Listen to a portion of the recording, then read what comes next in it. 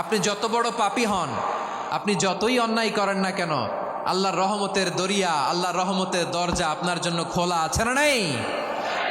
জায়নামাজটা বিছিয়ে দেন, চোখের পানি ছেড়ে দেন, 2 রাকাত নামাজ পড়ে সেজদায় লুটিয়ে পড়ে কাঁদেন। যত গুনাহ আপনার হোক না কেন, আপনার গুনাহ মাফ করে কবুল করে নিবে কে? মুবাশশিরাম বিরহমাতিল্লাহ, বিশ্বনবী তিনি সুসংবাদদাতা, বেয়ারার অফ গ্ল্যাড টাইডিংস, সুসংবাদ দেন। পাপী অবাধ্য সীমালঙ্ঘনকারীদেরকে তিনি আল্লাহর রহমতের সুসংবাদ দেন। আল্লাহর রহমত থেকে মুখ ফিরিয়ে নিও না। তিনি যে কত দয়ালু, তিনি যে তোমারে কত ভালোবাসে তুমি জানোই না। আমি আমাকে যত বেশি ভালোবাসি তার চেয়েও আমাকে বেশি ভালোবাসে কে? সবাই বলে নাই, বুঝতে পারে নাই বোধহয়। আমি আমাকে যত বেশি ভালোবাসি তার চেয়েও আমাকে বেশি ভালোবাসে কে? আমার মাতা পিতা আমাকে যত ভালোবাসে তার চেয়েও আমাকে বেশি ভালোবাসে কে? আমার প্রিয়তমা স্ত্রী আমাকে যত বেশি ভালোবাসে তার চেয়েও আমাকে বেশি ভালোবাসে কে? আবার আমরা যখন দোয়া পড়ি, আমরা পড়ি রব্বানা আতিনা ফিদ দুনিয়া হাসানাতাও ওয়া ফিল আখিরাতি হাসানাতাও ওয়া কিনা আযাবান নার। আল্লাহ দুনিয়ার কল্যাণ দাও, আখিরাতের কল্যাণ দাও, জাহান্নামের আগুন থেকে বাঁচিয়ে দাও। পড়ে আমিন। ওয়া কিনা আযাবান নার মানে কি? আল্লাহ তুমি আমাদেরকে বাঁচাও আগুনের শাস্তি থেকে।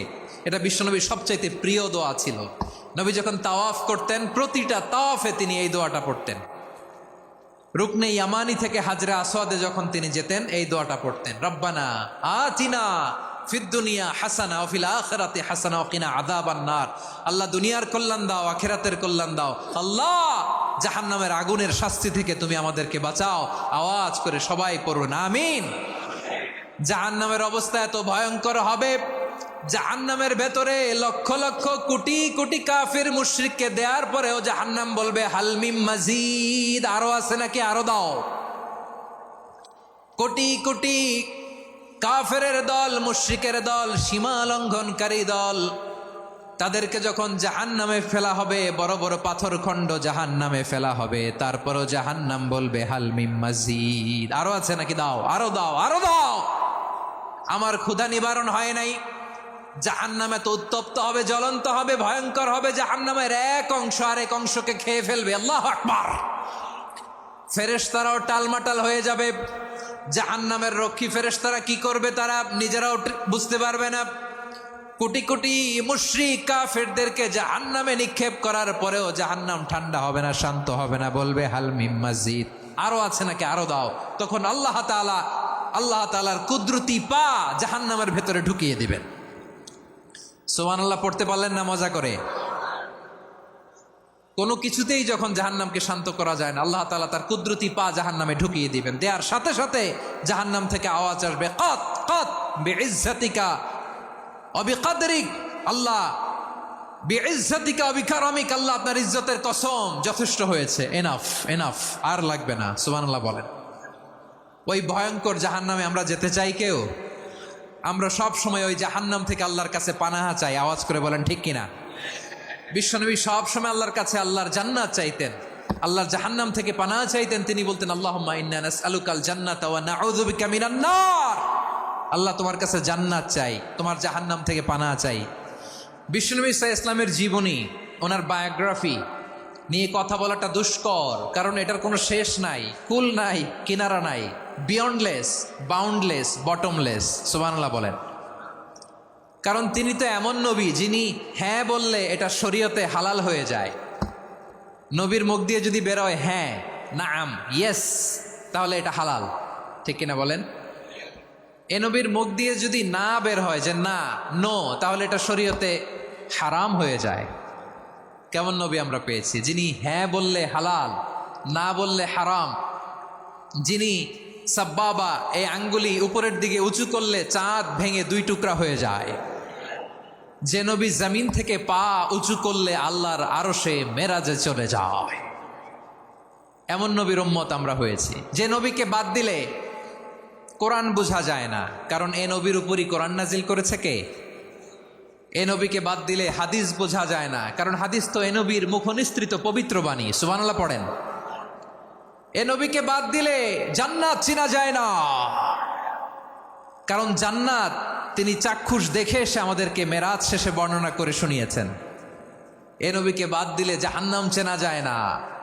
এ নবীকে বাদ দিলে আমার রবকে চেনা যায় না। ঠিক কিনা বলেন? তো বিশ্বনবীর 5টি বৈশিষ্ট্যের কথা আল্লাহ তাআলা এই সূরাতে উল্লেখ করেছেন। আল্লাহ রাসূল সাল্লাল্লাহু আলাইহি ওয়াসাল্লাম যখন মক্কাতে দাওয়াত দিচ্ছিলেন,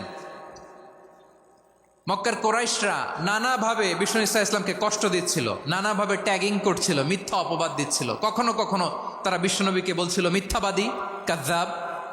কখনো বলছিল যে তুমি হচ্ছে জাদুকর, সাহের। কখনো বলেছে শায়ের, মুহাম্মদ তুমি কবি। কখনো বলেছে কাহেন, মুহাম্মদ তুমি গণক। এবং কখনো বলেছে মুহাম্মদ তুমি হচ্ছে মাজনুন, মানে পাগল। আওয়াজ করে সবাই পড়ুন নাউযু বিল্লাহি মিন যালিক। তাহলে বিশ্বনবীকে মৌলিকভাবে এই 5টি অপবাদ দিয়েছে। আমার কলেজা টুকরা সিলেটের ভাইরা, বিশ্বনবীর ব্যাপারে মিথ্যা অপবাদ মৌলিকভাবে দিয়েছে কয়টি? 5টি। বলেছে তুমি মিথ্যাবাদী, বলেছে তুমি গণক, তুমি কবি, তুমি পাগল, তুমি জাদুকর। বিশ্বনবীকে যে এই 5টি অপবাদ দেয়া হলো, আল্লাহ তাআলা এটা সহ্য করেননি। এই 5টি অপবাদের বিপরীতে আল্লাহ তাআলা বিশ্বনবীর 5টি চমৎকার বৈশিষ্ট্য উল্লেখ করে সূরাতুল আহজাবের 2টি আয়াত নাজিল করেছেন। আওয়াজ করে পড়েন আল্লাহু আকবার।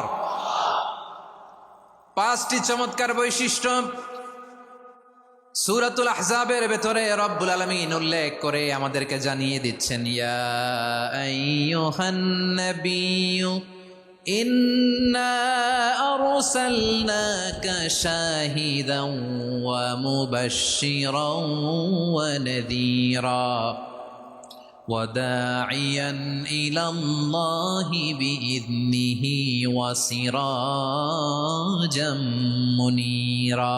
পড়েন আল্লাহু আকবার।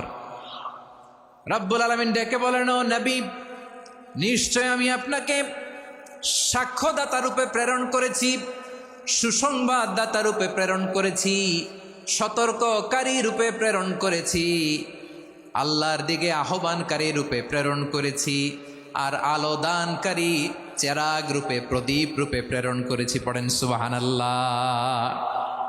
5টা বৈশিষ্ট্য। 1 নম্বরে আল্লাহ তাআলা বললেন, হে নবী, নিশ্চয় আমি আপনাকে সাক্ষ্যদাতা হিসেবে প্রেরণ করেছি। সাক্ষ্যদাতা, বিষ্ণু ঈসা ইসলাম সাক্ষ্য দিবেন, এজন্য শাহিদ। শাহিদ মানে সাক্ষ্যদাতা। আওয়াজ করে বলুন, শাহিদ মানে কি? তিনি সাক্ষ্য দিবেন। মুবাশশির, 2 নম্বর বৈশিষ্ট্য হচ্ছে তিনি মুবাশশির। মুবাশশিরুম বিরাহমাতিল্লাহি ওয়া বিল জান্নাহ। তিনি আল্লাহর রহমতের সুসংবাদ দেন, তিনি আল্লাহর জান্নাতের সুসংবাদ দেন। সুবহানাল্লাহ পড়েন। 3 নম্বর বৈশিষ্ট্য হচ্ছে নাযীর, তিনি সতর্ককারী, ওয়ার্নার।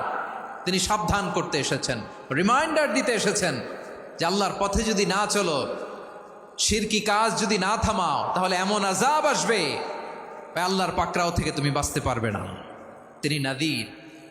বিষ্ণু ঈসা ইসলামের 4 নম্বর বৈশিষ্ট্য হচ্ছে দাঈয়ান ইলাল্লাহ, তিনি আল্লাহর দিকে আহ্বানকারী। এই যে আমরা আমাদেরকে পরিচয় দেই যে আমরা দাঈ, বলি না? বলি যে উনি হচ্ছেন একজন দাঈ ইলাল্লাহ। বহু বচন আমরা বলি আদ-দুআত ইলাল্লাহ। এটা কোরআনের এই আয়াত থেকে এসেছে। সুবহানাল্লাহ পড়েন। ওয়া দাঈয়ান ইলাল্লাহি বিইذনিহি, আল্লাহর আদেশে বিষ্ণু ঈসা ইসলাম আল্লাহর দিকে মানুষকে ডাকেন।